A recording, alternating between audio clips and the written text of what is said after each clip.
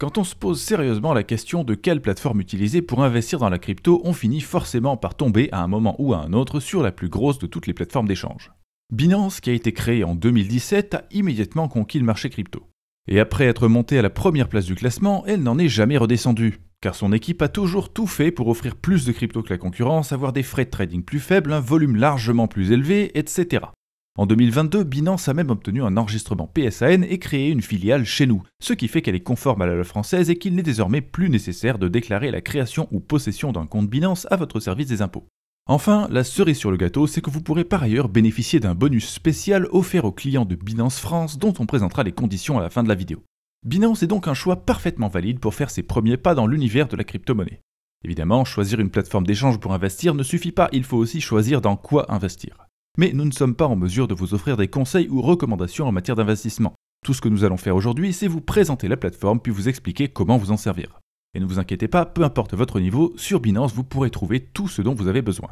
Car l'interface standard, dont les graphiques à base de chandeliers japonais peuvent paraître incompréhensibles au premier abord, n'est plus la seule depuis longtemps. Contrairement à 2017, aujourd'hui, Binance est également doté d'une autre interface beaucoup plus abordable pour les amateurs qui ne connaissent rien à la finance. Sur PC, il s'agit simplement de quelques pages supplémentaires sur le site, et sur mobile, il s'agit de la version Lite de l'application, qui est nettement plus simple à utiliser que la version Pro. Nous allons donc regarder aujourd'hui comment investir dans la crypto avec Binance en commençant par cette version, puisque c'est celle-là que les nouveaux investisseurs utiliseront à leur début. Et sans trop de surprise, la première chose à faire sera de créer un compte. Pour cela, si vous êtes sur PC, vous pouvez cliquer sur notre lien d'affiliation dans la description de la vidéo qui vous amènera sur la page d'accueil du Binance que vous pouvez voir ici. En haut à droite de la page, vous trouverez le bouton Inscription qui vous permettra de lancer la procédure. Sur mobile, il faudra aller chercher l'application Binance sur votre magasin d'applications. Alors j'ai dit qu'il y avait deux versions, la Lite et la Pro, mais attention, il s'agit d'une seule et même application. Lite et Pro, c'est juste un choix d'interface. En effet, au premier lancement, l'application vous demandera si vous débutez dans la crypto ou pas, et si vous sélectionnez Je débute, vous allez avoir la version Lite de l'application. Sinon, vous aurez la version Pro. Ce choix peut être modifié à tout moment, donc n'ayez pas peur d'essayer la version Lite pour commencer. En tout cas, une fois que vous aurez l'application, vous pourrez appuyer sur Inscription pour créer votre compte si vous ne l'avez pas déjà créé sur PC. Dans les deux cas, évidemment, la procédure est la même. Binance vous demandera d'abord votre adresse mail ou votre numéro de téléphone, puis vous recevrez un message de confirmation dans lequel se trouve un code qu'il faudra recopier pour confirmer que vous êtes bien propriétaire de l'adresse mail ou du numéro de téléphone choisi. Ensuite, il faudra choisir un mot de passe et indiquer si vous avez un parrain. En principe, l'identifiant de parrainage du journal du coin sera automatiquement inséré dans la case si vous cliquez sur notre lien. Mais dans le cas où ça ne marche pas, vous pouvez toujours copier-coller celui qui se trouve dans la description de la vidéo juste à côté du lien d'affiliation. Comme ça, vous pourrez bénéficier d'un petit bonus et contribuer au fonctionnement du journal du coin par la même occasion. Ensuite, il faudra donner à la plateforme un certain nombre d'informations sur votre identité. Nom, prénom, date de naissance, adresse, etc.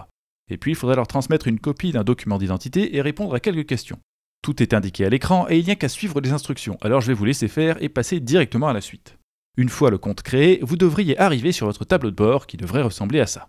Vous aurez certainement envie de virer immédiatement des fonds sur votre compte, mais avant de le faire, je vous conseille de prendre le temps de sécuriser ce compte et d'activer l'authentification à 2 facteurs avec une application comme Google Auth ou Authy. Pour cela, sur PC, quand vous êtes sur la page du tableau de bord, il faudra aller regarder à gauche de l'écran, cliquer sur Compte puis Sécurité.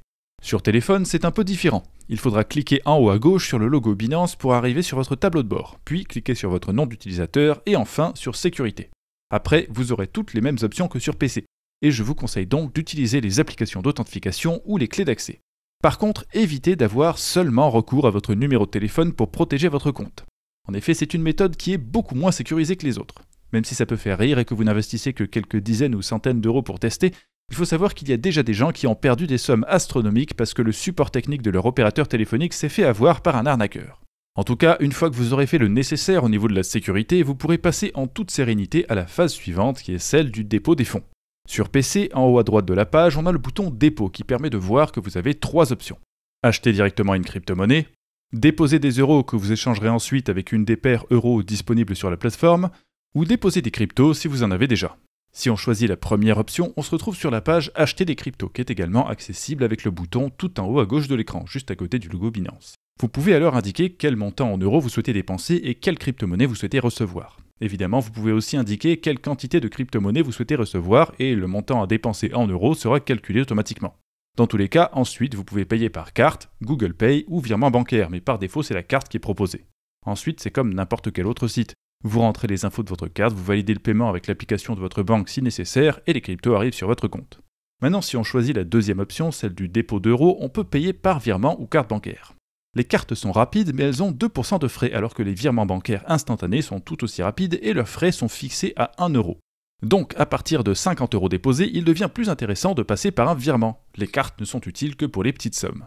Et si vous sélectionnez le virement, ce qui va se passer, c'est que Binance va vous demander la permission d'ouvrir un compte bancaire à votre nom chez un de ses partenaires. Et une fois que ce sera fait, il faudra faire un virement sur ce compte comme vous feriez n'importe quel autre virement. Enfin, il y a la troisième option, le dépôt de crypto. Là, c'est très simple, vous choisissez la crypto-monnaie concernée, vous sélectionnez le réseau sur lequel vous souhaitez envoyer les fonds, comme il existe certains actifs qui sont présents sur de multiples réseaux, et puis vous copiez l'adresse de dépôt indiquée pour la coller dans votre portefeuille et y envoyer les fonds. Ensuite, Binance s'occupe de tout. Il faut juste faire très attention, comme pour toutes les transactions crypto, à ne pas faire d'erreur lorsque vous copiez-collez l'adresse. Prenez bien le temps de vérifier que tout est identique entre Binance et le portefeuille avant de cliquer sur envoyer. Le mieux, c'est même probablement de faire une transaction de test avec un petit montant et puis d'utiliser la fonction carnet d'adresse de votre portefeuille. Ça peut vous éviter beaucoup d'ennuis à l'avenir. Voyons maintenant à quoi ça ressemble sur mobile. Sur l'onglet principal, c'est-à-dire la liste des marchés qui est accessible en appuyant en bas à gauche de l'écran, vous avez un gros bouton jaune « Acheter des fonds » en haut à droite. Ce bouton est d'ailleurs aussi présent sur l'onglet Portefeuille, toujours à peu près à la même position. Et puis si vous appuyez sur Trader au milieu de la barre d'action en bas de l'écran, vous avez accès à Acheter et Dépôt qui vous permettront d'arriver sur les pages recherchées. En tout cas, quand on clique sur Ajouter des fonds, on nous propose les mêmes options que sur PC tout à l'heure, et tout y fonctionne exactement de la même manière, donc nous n'allons pas nous y attarder. La seule différence avec ce qu'on vient de voir sur la version PC, c'est que l'interface est étalée sur plusieurs pages à la suite les unes des autres pour plus de confort, puisque les écrans de téléphone sont beaucoup plus petits. Il y a une page choisir la crypto, une page choisir le montant, etc. Et après avoir déposé des actifs, peu importe l'appareil utilisé, tôt ou tard vous aurez envie de les échanger. Nous allons donc nous diriger vers l'interface d'échange d'actifs simplifiée. Pour ça, il y a plusieurs options disponibles. Sur téléphone d'abord, toujours sur l'onglet Marché, vous pouvez simplement appuyer sur une crypto dans la liste et convertir en bas à droite de l'écran. Ou alors vous pouvez appuyer sur le bouton Trader au milieu et sélectionner Convertir. Ensuite, vous arrivez sur cette page qui vous propose les actifs à échanger et qui vous demande quel montant échanger. Là, je n'ai pas d'euros sur mon compte et à la place, j'ai des USDC, donc c'est ce que je vais échanger. Mais pour les euros, c'est exactement le même processus. Et si le mauvais actif est sélectionné, vous pouvez appuyer sur son nom pour en sélectionner un autre. Ensuite, vous pourrez remplir l'une des deux cases à côté et le résultat dans l'autre case sera automatiquement calculé. Et à ce sujet, sachez qu'il y a un petit bouton Max qui vous permet de remplir immédiatement la case avec la quantité disponible maximale de vos actifs. Par contre, là, vous voyez, on me propose d'échanger des bitcoins contre des USDC, c'est-à-dire de vendre des bitcoins alors que je n'en ai pas et je veux en acheter. Donc je vais cliquer sur le bouton avec les deux flèches au milieu pour inverser la position des actifs. Maintenant, je peux dépenser des USDC pour acheter du bitcoin. Une fois le montant choisi, je clique sur Trader et une petite fenêtre de confirmation apparaît pour me demander si le résultat attendu me convient. Un appui sur Confirmer et l'échange sera immédiatement effectué. C'est très simple comme système, mais vous avez peut-être remarqué qu'il y a un autre menu dont je n'ai pas parlé sur cette page. Juste en haut à gauche, il est écrit Market.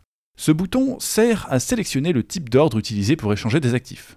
Par défaut, l'option Market vous permet de passer des ordres au prix du marché, c'est-à-dire que vous allez payer le meilleur prix disponible à l'instant T. C'est rapide, mais l'inconvénient c'est qu'on ne contrôle pas toujours les quantités obtenues. Pour cette raison, il est parfois utile d'avoir recours à l'autre option disponible, celle des ordres à cours limité, qui est intitulée Limite sur cette interface. Quand je clique sur Limite, une troisième case apparaît. Il s'agit du prix auquel on souhaite acheter nos bitcoins. Par défaut, ça nous indique le dernier prix en vigueur, mais si par exemple je trouve que c'est un peu trop cher, je peux le changer et choisir d'acheter à 90 000 au lieu du prix initial. Ensuite, si je clique sur Trader, on a la même fenêtre de confirmation qui apparaît. La différence ici, c'est qu'il n'est pas garanti que cet ordre sera exécuté. Si je dis que je veux acheter du Bitcoin à un prix de 90 000 USDC par Bitcoin et que son prix continue de monter, personne ne voudra me vendre leur Bitcoin au prix que je demande. Donc je garderai mes USDC et je n'aurai acheté aucun Bitcoin malgré ma demande. Les ordres à cours limité, c'est très intéressant pour mieux investir, mais il faut quand même avoir des attentes raisonnables et ne pas trop être surpris si de temps en temps nos ordres ne sont pas exécutés. Et attention, quand un ordre n'est pas encore exécuté, les actifs sont placés en réserve pour l'exécuter. Ils ne sont plus disponibles pour faire autre chose. Donc si vous avez des ordres actifs qui traînent et que vous voulez finalement vendre ou acheter de suite, peu importe le prix, il faut descendre en bas de la page pour aller voir la liste des ordres existants et cliquer sur Annuler pour que ces actifs soient de nouveau disponibles. Maintenant, allons voir sur PC. L'interface est quasiment la même et pour y accéder, il faudra cliquer sur le menu Trader tout en haut de la page, puis sélectionner Convertir et Trader en bloc. Par rapport à la version mobile, il y a deux petites différences. La première, c'est que l'option Market pour passer des ordres au prix du marché est appelée instantané. Et la deuxième différence, c'est qu'en plus des ordres marché et limite, il y a une troisième option, celle des ordres récurrents. Je ne vais pas vous remontrer les deux premiers types d'ordres puisque c'est pareil que sur téléphone, mais les ordres récurrents sont intéressants. Ils permettent d'étaler vos échanges dans le temps. Essentiellement, ils consistent à automatiquement réaliser des achats au prix du marché de façon périodique.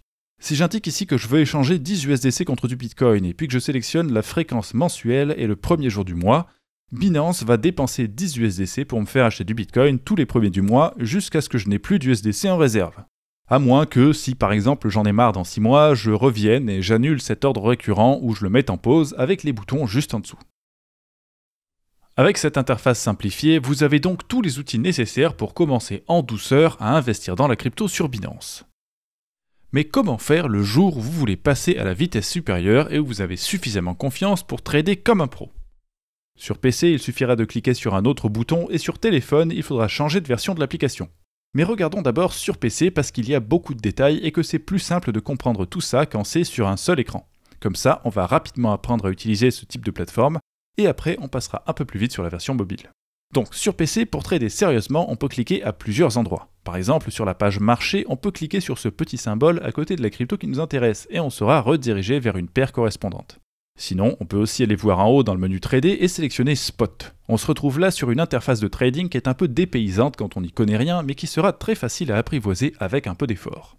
La première chose à savoir, c'est que les plateformes d'échange fonctionnent avec des paires d'actifs. Certains d'entre vous le sauront peut-être déjà, ça peut paraître évident, mais je tiens à prendre une minute pour l'expliquer. Sur toutes les plateformes d'échange, on associe deux actifs différents pour constituer une paire. Et sur une paire donnée, on ne peut échanger que les actifs qui en font partie. Ce qui veut dire que sur la paire actuelle, qui est celle du Bitcoin et de l'USDT, les acheteurs et les vendeurs ne seront pas les mêmes que sur la paire constituée entre le Bitcoin et l'USDC, qui est un autre jeton. Il y a un actif de la paire qui est différent, donc c'est une autre paire, et il n'y a pas les mêmes ordres d'achat et de vente, ni le même volume de transactions par exemple. C'est logique, hein ? Mais ça peut perturber quand on débarque de cette page Convertir qui semble conçue pour transformer n'importe quoi en n'importe quoi d'autre par magie, sans mentionner l'existence de paires. En fait, quand vous souhaitez utiliser des systèmes du genre pour convertir des actifs pour lesquels il n'existe pas de paire dédiée, la plateforme s'occupe simplement de réaliser plusieurs échanges successifs sur plusieurs paires différentes jusqu'à obtenir le résultat souhaité. Si par exemple je souhaite convertir des Ethers en Dogecoin mais qu'il n'y a pas de paire Ether-Dogecoin, Binance va probablement échanger vos Ethers contre des Bitcoins et les Bitcoins ainsi obtenus seront de nouveau échangés contre des Dogecoin. Avec ce système, l'utilisateur débutant n'a pas besoin de comprendre et il obtient ce qu'il veut dans tous les cas. Et donc, sur l'interface standard qui ne dispose pas de ce genre de mécanisme d'échange automatique, si vous avez envie d'échanger un actif contre un autre et qu'il n'y a pas de paire dédiée avec ces deux actifs, il va falloir faire comme la plateforme et réaliser plusieurs échanges successifs. Et maintenant que vous avez saisi ce concept, il est temps de regarder exactement comment ça fonctionne. Et sur cette interface, ce qui saute aux yeux dès le début, c'est qu'elle est découpée en différentes sections. En haut de la page, on a des informations sur la paire, son titre, le prix actuel, l'évolution sur 24 heures, le volume, etc. Sur la droite, vous avez notamment la fenêtre de sélection des paires qui permet de rechercher les actifs désirés, de sélectionner des favoris en cliquant sur les petites étoiles et de consulter différentes listes de paires en fonction de l'actif secondaire de la paire. Mais le plus simple, ça reste quand même de simplement rechercher l'actif désiré. Vous obtiendrez immédiatement la liste de toutes les paires concernées. Et une fois que vous avez trouvé celle que vous voulez, il suffit de cliquer dessus pour changer de paire. Là, je suis directement passé sur la paire BTC-USDC. Ensuite, à gauche, il y a le carnet d'ordre, qui représente la somme des ordres d'achat et de vente placés par les utilisateurs de la plateforme et regroupés par niveau de prix. Les ordres de vente sont en rouge et les ordres d'achat en vert. Donc par exemple, pour le prix de 96 271,99 USDC par Bitcoin, on a des ordres de vente pour un montant total de 0,26 Bitcoin et des poussières, c'est-à-dire à peu près 25 000 $. Et juste en dessous, pour 1 centime de moins, on a 70 500 USDC environ qui ont été placés à l'achat, soit 0,73 Bitcoin. Donc vous l'avez compris, avec le carnet d'ordre, vous pouvez savoir exactement à quoi ressemble l'offre et la demande pour prendre de meilleures décisions. Après le carnet d'ordre, on a en plein milieu de la page le graphique avec un chandelier japonais. Il représente évidemment l'évolution du prix à travers le temps avec ces petites barres colorées qu'on appelle des bougies, d'où le nom de chandelier. Il y a aussi diverses courbes supplémentaires affichées, mais ce sont des indicateurs plus complexes et n'y prêtez pas attention au début. Ce qui compte, c'est surtout les bougies. Leur fonctionnement est assez simple. Elles ont un corps et des mèches. Le corps, c'est la partie épaisse au milieu et les mèches sont les lignes situées aux extrémités. Le corps représente le prix de l'actif au début et à la fin de la période que représente la bougie. Et les mèches, elles représentent les sommets atteints par l'actif lors des variations de prix au cours de cette période. Donc par exemple, pour un graphique de prix dont la courbe sur 24 heures ressemble à ça, la bougie qui représente une journée ressemblera à ça. Elle est verte parce que le prix a monté, mais si le graphique ressemblait à ça, la bougie serait plutôt comme ça. Et sur celle-là, il n'y a qu'une seule mèche parce que le prix le plus bas est également le dernier prix en vigueur lorsque la période de temps concernée par cette bougie s'est terminée. Donc voilà comment ça fonctionne. Maintenant, la question c'est, quelle est la période de temps qui est représentée? En fait, c'est à vous de choisir. Ici, il y a plusieurs boutons et actuellement, chaque bougie représente un jour. Mais vous pouvez avoir des bougies qui représentent une semaine, 4 heures, 15 minutes. C'est à vous de voir et ça permet de visualiser les évolutions du prix sur différentes périodes. C'est particulièrement apprécié des traders parce que les chandeliers japonais contiennent de ce fait beaucoup plus d'informations qu'une courbe comme celle-ci, qui ne permet pas de facilement savoir quelles ont été les variations du prix de l'actif au cours d'une période donnée. Ensuite, toujours sur ce graphique, on a une autre donnée importante en dessous, c'est celle du volume. Vous pouvez par exemple voir ici qu'il y avait un volume plus important lors de l'augmentation de prix récente par rapport au mois précédent où le volume était plus faible.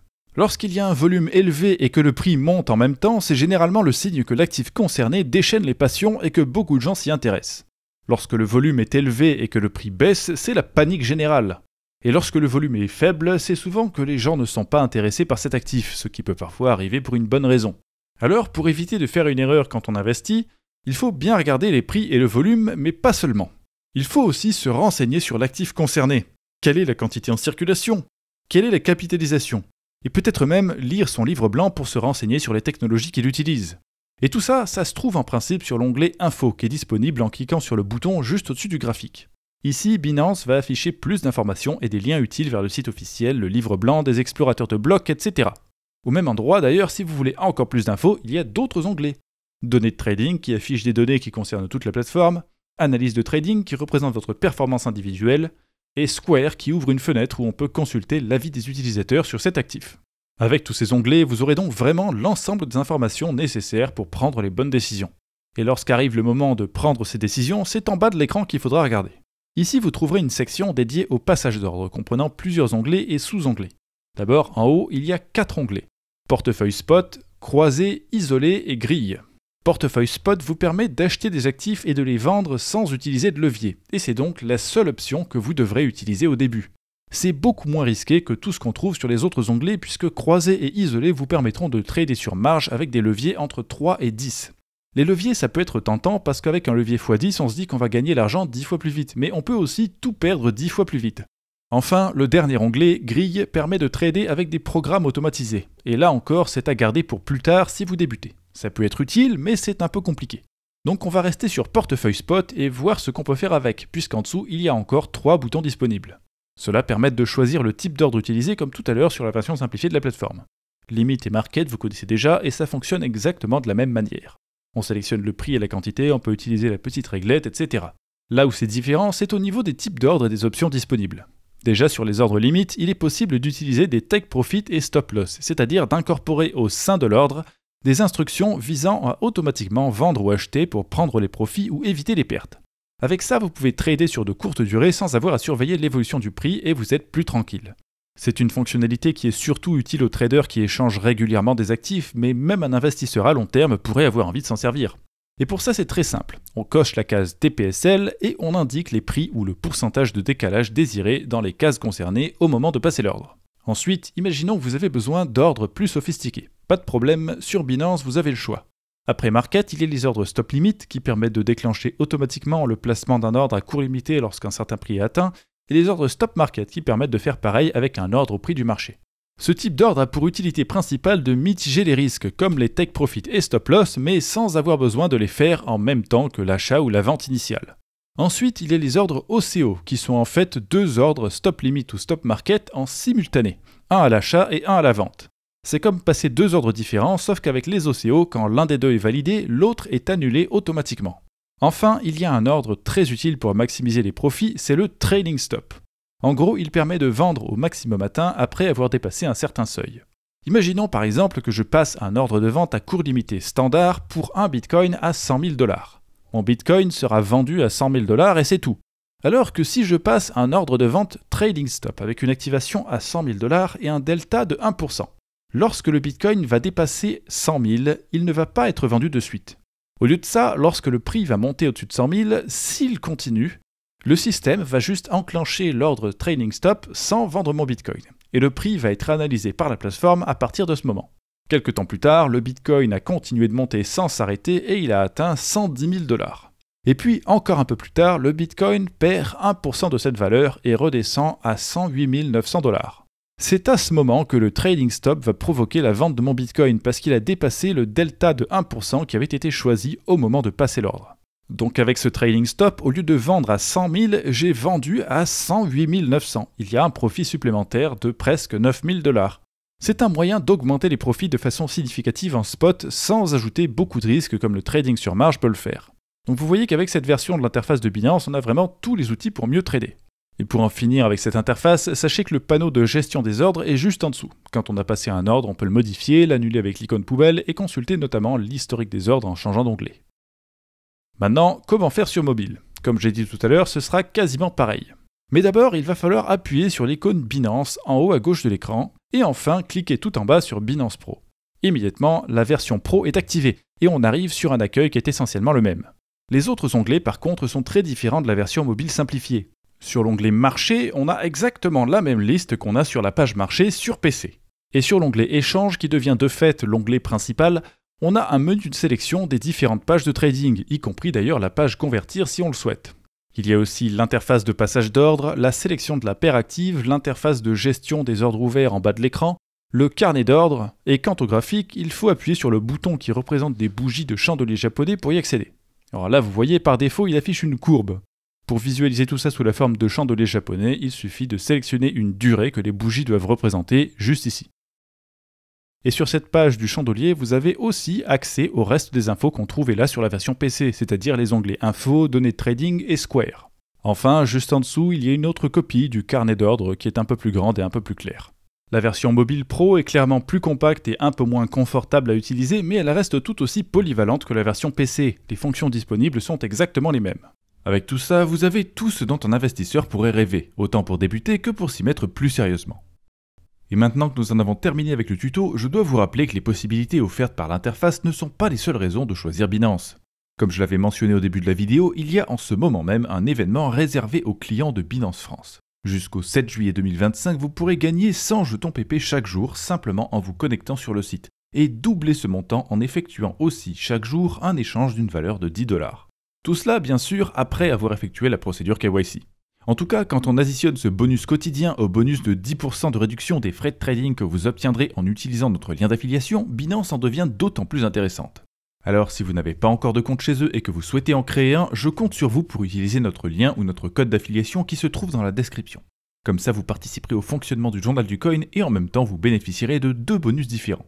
Sur ce, je vous souhaite bonne chance dans vos investissements et j'espère qu'on se reverra très bientôt sur notre chaîne YouTube ou notre site. À bientôt!